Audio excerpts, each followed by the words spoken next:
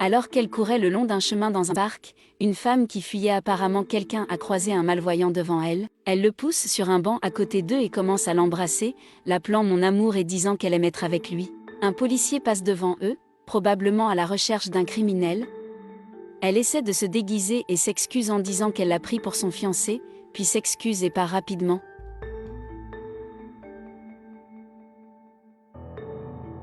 L'autre jour, le même aveugle marche dans une autre rue lorsqu'il est abordé par un homme qui lui demande de s'arrêter là avant de continuer.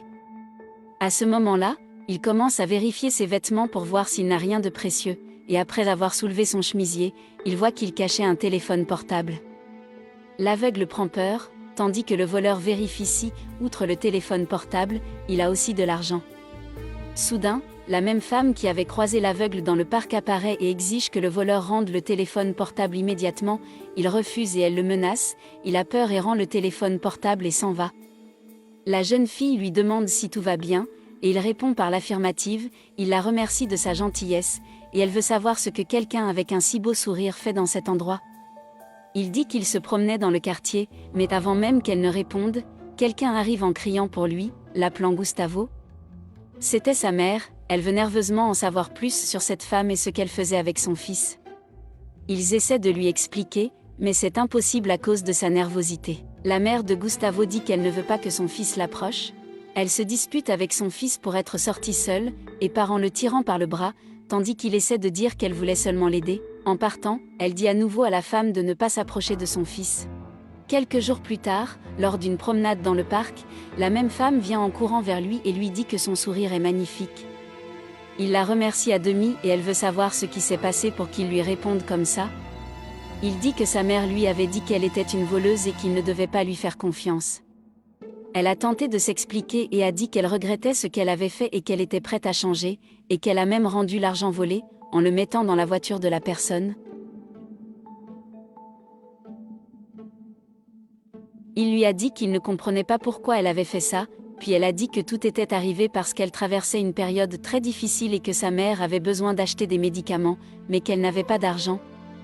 Il lui demande si elle n'a pas travaillé, et elle commente combien il a été difficile de trouver un emploi, et elle lui promet que d'ici 2 semaines elle aura un emploi.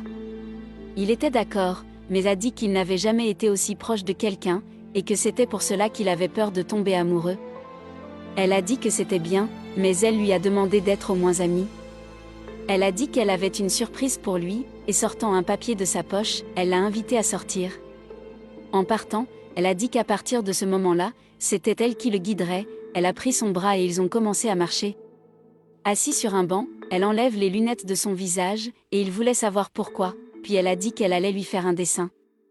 Il est heureux et lui demande si elle sait vraiment dessiner, elle lui répond que oui, et que c'est quelque chose qu'elle aime faire.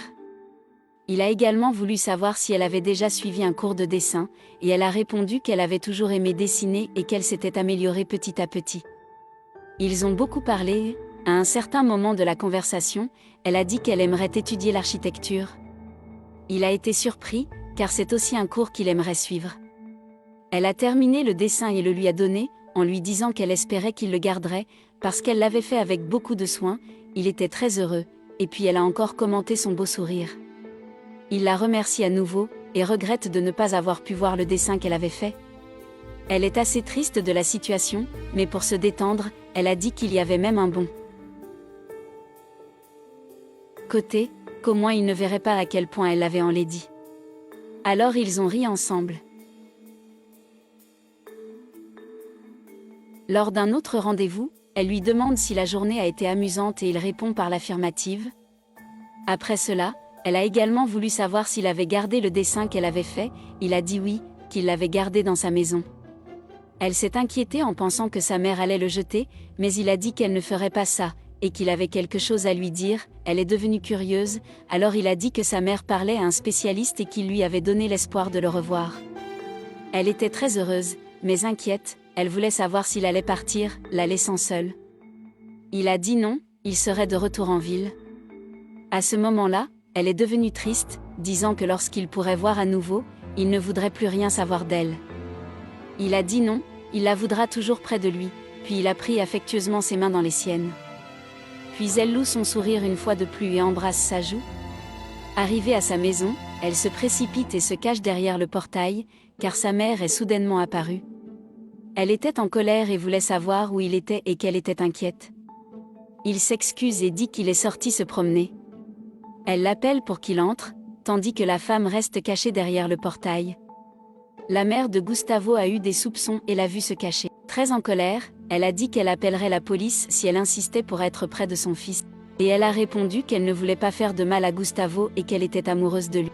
Mais la mère est devenue encore plus furieuse, et a dit qu'elle ne permettrait aucune sorte de relation entre eux. Elle a insisté pour essayer de la convaincre qu'elle avait changé, mais en vain, la mère de Gustavo continuait à dire que si elle ne partait pas, elle appellerait la police, et qu'elle devait s'en aller. Mais elle continuait à insister sur le fait qu'elle avait changé et qu'elle l'aimait. La mère de Gustavo dit qu'il est impossible qu'ils restent ensemble, et ferme le portail devant sa femme et rentre furieusement dans la maison. Et elle s'en va très triste, la tête basse.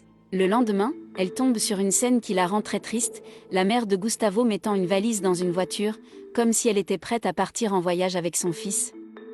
Et c'était effectivement le cas. Et avec son fils, ils sont partis, laissant la femme très bouleversée. En les voyant partir, elle court désespérément après la voiture, mais en vain.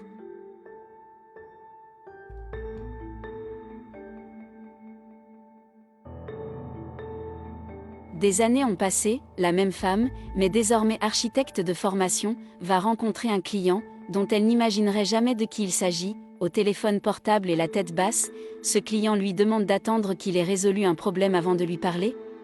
Et elle ne peut pas croire ce qu'elle voit, parce que des années plus tard, cette personne malvoyante qui était apparue dans sa vie et avait rapidement disparu, était à nouveau là devant elle, et mieux encore, sans aucune sorte de déficience, un film de tous les moments vécus entre les deux passait dans sa tête.